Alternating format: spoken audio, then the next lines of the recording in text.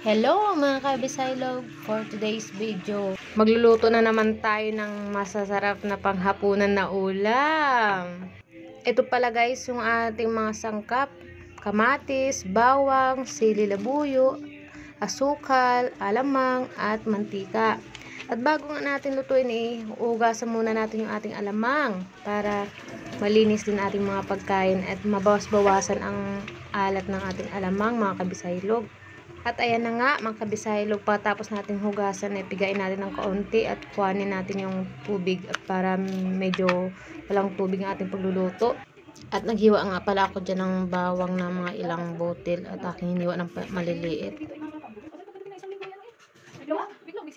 At sinunod ko na sa paghiwa yung ating kamatis mga kabisaylog. Hugasan natin at tanggalin yung mga konting buto-buto para iwas sa, alam nyo na, hiwain lang natin ito na maliliit para madali siyang maluto ng kabisaylog.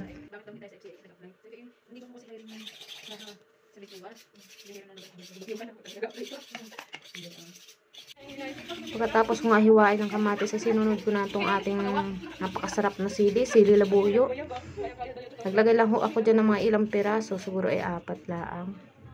Para medyo maanghang lang konti yung ating ulam ngayong gabi. Ano? Decision? Sabi ba't ganito na ini? Ganyan na ikaw? Ano na yung Habang nagaluto nga kami ay nagmamaritisan muna. Ay talaga tumakasamahan ko sa bahay. Ang napakadaldal man din. Pagkatapos kung hiwain ng ating kamatis, sinunod na natin tong ating baboy na 20 pesos. Sobrang mahal man din ang baboy sa ngayon. At wala kaming kapera-pera mga kabisaylog. Hindi bumili na lang kami ng barbecue para iwas gastos.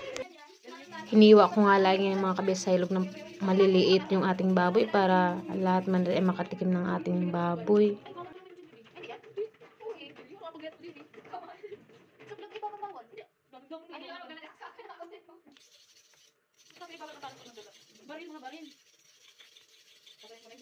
At ayan na nga ni mga kabisaylog, kumpleto na ating mga sangkap. At simulan na nga natin ang pagluluto. Isisindihan lang natin itong ating gasol. At ilalagay na natin yung ating pinakamahiwagang kawali. At nailagay na nga natin yung ating mahiwagang kawali mga kabisaylog. At ito ay ating painitin laang. At ilalagay na natin itong ating mantika. Painitin lang natin yung ating mantika ng kaunti. Tapos ilalagay na ho natin yung ating bawang.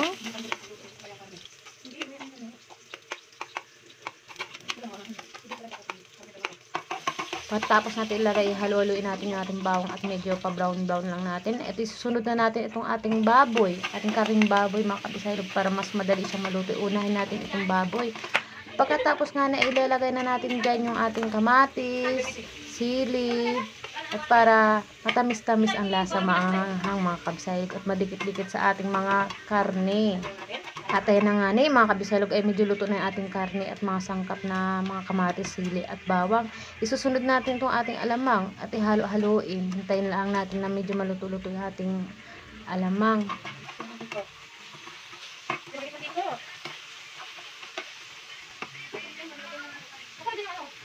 At parang kulang nga pala ito sa mantika. Dinagdagan ko muna ito ng used oil natin. Gawa na wala na talaga tayong pambiling mantika mga kabisaylog.